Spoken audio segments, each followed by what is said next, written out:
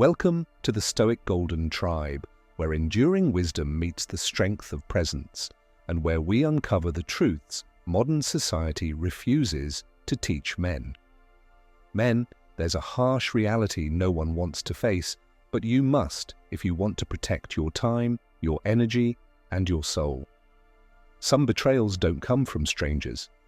They come from the ones you love most, and sometimes from the people you trust, like brothers. There's a specific kind of pain that only comes from being blindsided by someone who pretended to care while lying straight to your face. If she says a certain phrase, one that we'll reveal and break down in this video, it could be the sign that she's not just cheating, but cheating with someone you know. It could be your friend, your coworker, your gym buddy, or worse, your own blood. In this video, we'll walk through 4 brutally honest chapters. 1. The red flags no man can afford to ignore. 2. The psychological games she plays and why. 3. Real stories of betrayal that left men broken and how they rebuilt themselves. 4. The path to healing, rising stronger and never being played again. This isn't about hate, it's about awareness. It's about protecting your legacy as a man, because if you don't master your emotions and sharpen your intuition, you'll be led by the very people who aim to destroy you. So if you're ready to open your eyes and reclaim your power, let's begin. Like, share, and subscribe to the Stoic Golden Tribe, and drop a comment if you've ever felt something was off, but couldn't prove it until it was too late.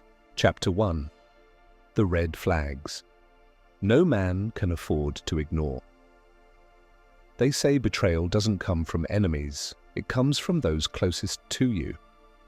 And when it comes to relationships, one of the most devastating betrayals a man can experience is infidelity. But what makes it worse is when the other man is someone you know. There's a specific phrase many men have heard before the truth explodes in their face. It sounds innocent, almost meaningless, but it's the perfect smokescreen.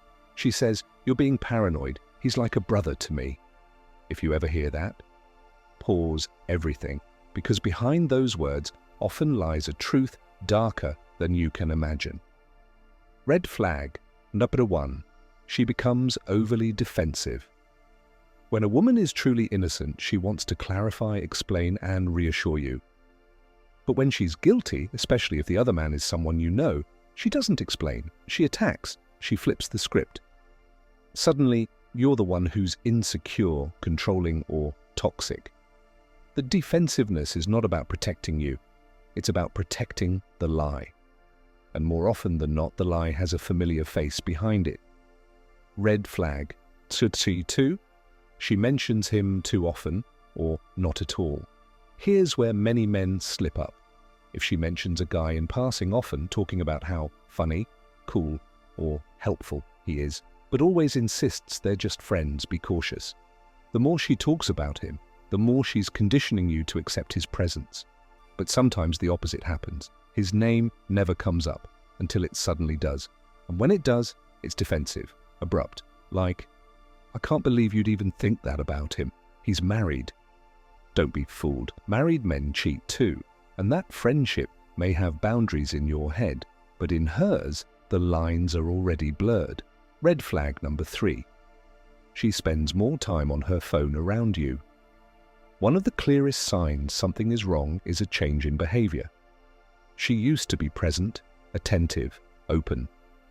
Now she's glued to her phone.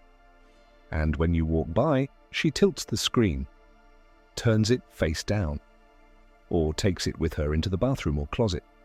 What's worse, if the man she's talking to is someone you both know, the thrill is even greater. It's forbidden, it's risky, and that dopamine rush is stronger than guilt. Red flag number 4. Her respect for you slowly dies. Infidelity doesn't start with sex. It starts with emotional distance. The moment she starts losing respect for you, she starts justifying the betrayal in her mind. He doesn't make me feel special anymore. We barely connect. He's too focused on work. He's not like him. And suddenly, the friend who's always been around, the guy who compliments her, listens to her vent, and jokes about how you're lucky to have her, becomes a fantasy. an escape, a threat. History reminds us that betrayal by someone close is nothing new. Look at Julius Caesar, one of the most powerful men in Roman history. It wasn't his enemies who brought him down. It was Brutus, his friend, his confidant, his supposed ally. When Caesar saw Brutus among the men who stabbed him, his final words weren't of anger, they were of heartbreak. "Et tu, Brute?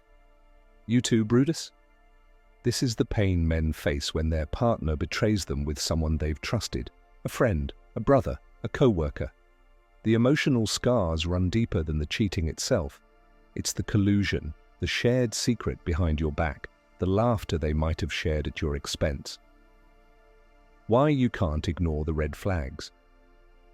Modern culture tells men to just trust her, don't be controlling, or real men don't get jealous. But blind trust is not masculinity, it's naivete. A stoic man is not paranoid, but he is perceptive. He observes behavior. He trusts patterns, not promises. He reads energy, not just words. When a man becomes emotionally grounded, he's not easily manipulated by guilt-tripping or emotional gaslighting. He sees the shift in tone, he feels the distance. And most importantly, he doesn't ignore it. Real-life story. The best friend who wasn't considered Mike, a 34-year-old electrician from Texas. He had been with his girlfriend for 6 years. They had plans for marriage, bought a house together, and started merging finances. One day, she started becoming distant, cold, always texting. She told him, "You're being insecure. I'm just talking to Josh, you know him. He's like a brother to me." Josh was Mike's best friend since college. He helped them move. He went on double dates with them. He was there through everything. 3 months later, Mike caught them together. Intimate, betrayed, laughing at the idea that they were ever just friends. It destroyed him, but it also woke him up. Today, Mike's a different man. Guarded, yes, but wiser, sharper. He rebuilt his life, his finances, and his mental strength. He learned to trust actions over words, and that's what every man watching this needs to remember. If she says, "He's like a brother to me," and you've already noticed signs, her defensiveness, secrecy, emotional distance, don't dismiss your gut. Men have been conditioned to second-guess themselves in relationships, but your instincts exist for a reason. Your body, your energy, your subconscious, they feel what your logic tries to explain away. Don't confront her with emotion. Gather clarity, get the truth, and whatever you discover, remember, this isn't the end. It's a beginning, a lesson, a rise. Chapter 2, The Psychological Games. She plays, and why? When betrayal happens, it's easy to blame just the act. But if you really want to protect yourself as a man, you have to go deeper. You have to understand why she does what she does, because behind every betrayal is a game being played, one that many men don't even know they're part of.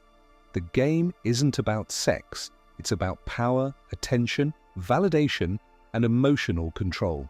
Let's break it down. Game number 1, the projection trick. When a woman is cheating or starting to think about it, she may begin accusing you of being unfaithful. She'll say things like, "Why are you so quiet lately? Are you hiding something from me? I know when you're being shady." This is called projection. It's when someone tries to unload their guilt onto you to balance their emotional scale. It serves 2 purposes. 1, it makes her feel less guilty because she convinces herself you're just as bad. 2, it puts you on the defensive so you don't start asking her questions. It's a misdirection tactic, and it's more common than you think. Game number 2, manufactured distance.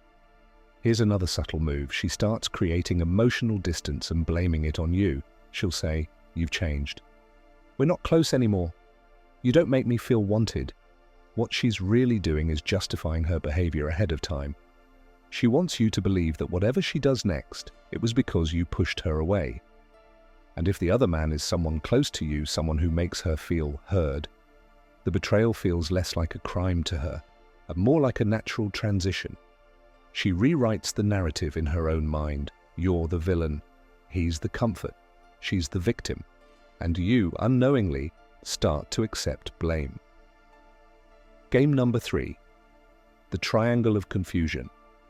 This is when a woman subtly places you in competition with another man, often the very man she's cheating with or emotionally involved with.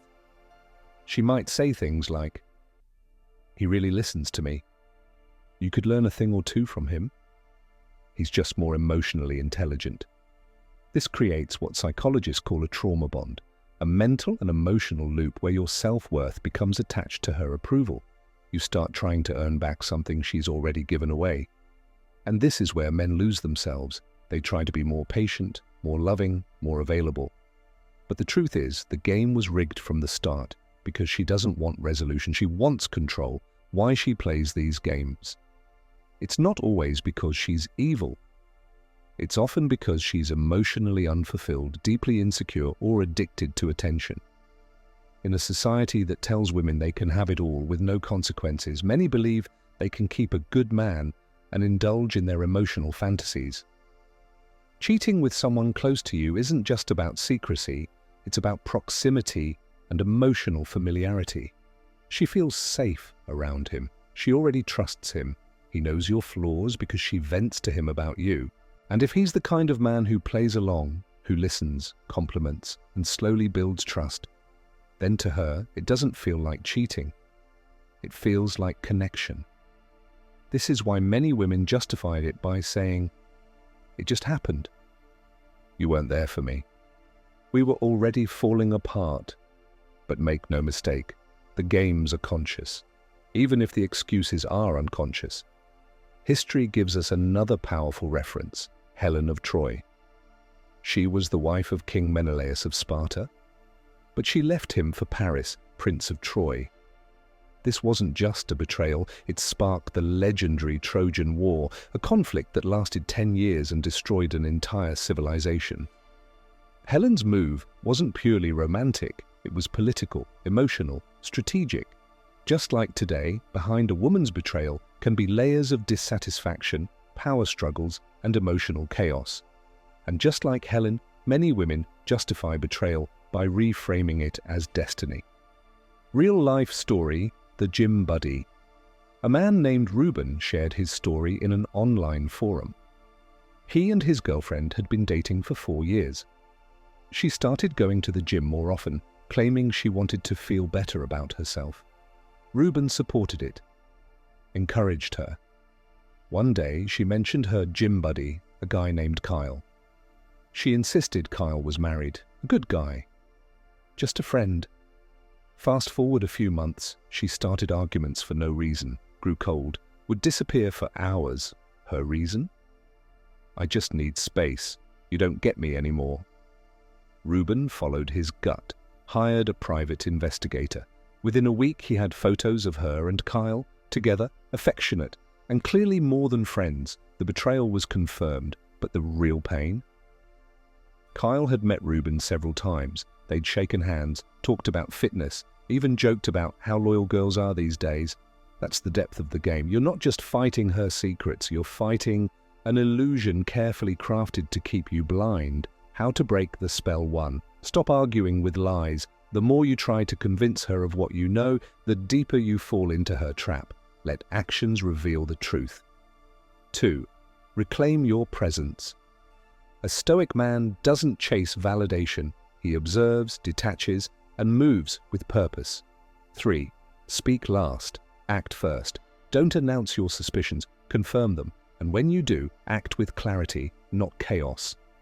4. Remember your value. Her games don't define your worth. They expose hers. A man grounded in stoic presence doesn't need constant reassurance. He trusts his instincts, reads between the lines, and doesn't trade his dignity for comfort. If she plays games with your peace, she's not a partner, she's a threat to your evolution. And you, as a man of the Stoic Golden Tribe, were not made to shrink. You were made to stand tall, even when it hurts. Drop a comment below. Have you ever trusted your gut and uncovered a painful truth? Your story might be the wake-up call another man needs. Chapter 3. Real stories of betrayal that left men broken and how they rebuilt themselves. Some pain you can't explain to anyone. It's the kind that creeps in late at night when the silence is too loud, and the person you loved most becomes a stranger in your bed. What makes betrayal so brutal is that it's personal. It's not just that she cheated, it's who she did it with. a friend, a cousin, someone you trusted. But there's another side to these stories. Men who fell but didn't stay down, men who turned heartbreak into fuel. Let's walk through 3 true stories of betrayal, pain, and rebirth, so you can understand that no matter how deep the cut, you can rise. Story 1, the best friend and the fiancé. From Michael, 32, Baltimore. Michael was planning his wedding. He had it all lined up: venue, catering, the ring, the date. His fiancée had been by his side for nearly 5 years, and his best friend? They'd been inseparable since high school. He was the best man. One evening, while using her laptop to check an email, Michael noticed a message pop up from WhatsApp. The name was familiar, his best friend's. The content? Not so familiar, explicit, personal, emotional. He scrolled, months of messages, hotel meetups, inside jokes about how Michael would never know. He felt his soul leave his body. Michael cancelled the wedding that night, walked away, cut off his best friend, returned the ring, deleted every photo, and moved in with his brother across town. For 6 months, he didn't speak much, ate little, slept even less. Then one day, he got up and went to the gym. Again the next day. Then he started journaling, started reading, started rebuilding. I realized I'd been living for someone else's love, not my own. Today, Michael runs his own construction business, owns a home, and is in a healthy relationship, but with boundaries, clarity, strength. And he says this: "That betrayal was the death of a weak version of me, and I'm not mad it happened. I'm grateful." Story 2, the brother who crossed the line. From Elijah, 40, Florida. Elijah and his wife had been married for 10 years. They had 2 kids, shared a home, and had built what seemed like a picture-perfect life. His younger brother would often come around, barbecues, holidays, game nights. They were close, grew up tough, survived a broken home together. But things changed when Elijah started traveling for work more often. His wife became distant, cold. And one night, his 8-year-old daughter said something strange. "Uncle is here a lot when you're gone." Elijah dug deeper, started watching patterns, reviewed the home security footage. There it was, his wife, his own brother, walking out of the bedroom together during one of his business trips. I couldn't even speak. I just sat there, numb. He confronted them both. His brother cried. His wife blamed stress. Elijah packed his bags, filed for divorce, and fought for custody of his kids. What saved him? A men's support group, therapy, and most importantly, his children. I had to be strong, not just for me, but for them. Today, Elijah is a single father, calm, focused, and he shares his story so other men know you can rebuild even when it's family that breaks you. Story 3. The quiet betrayal no one saw. Coming from Jordan, 28, London. Jordan was a music producer, quiet, focused, and deeply in love with his girlfriend of 3 years. She was charming, outgoing, and always had a ton of guy friends. Jordan never worried until one day a close friend pulled him aside and said, "Mate, I don't know how to tell you this, but she's been seen with that guy from your studio, the one you let crash with you." Jordan didn't believe it, but something in his gut told him to pay attention. He started noticing the signs. She turned her phone away when texting. She compared him to the other guy. She started saying, "You're too emotional. I need someone more fun." One night he followed her after she said she was meeting friends. She wasn't at the bar. She was in the car with that friend, kissing, laughing. He walked away, never confronted her. Just blocked her, packed her things, and moved forward. I realized closure isn't something they give you. It's something you give yourself. Jordan used the pain to pour into his music. Dropped an EP about betrayal and self-worth. It went viral. Today, he performs around Europe and never doubts his intuition again. What these stories teach us. 1. Betrayal is real, but it's not the end of your story. Every man in these stories felt like he was drowning, but each one chose to swim instead of sink. 2. The ones closest to you can be the biggest threat. That's why Stoic awareness matters. You don't live in paranoia, but you don't sleepwalk through red flags either. 3.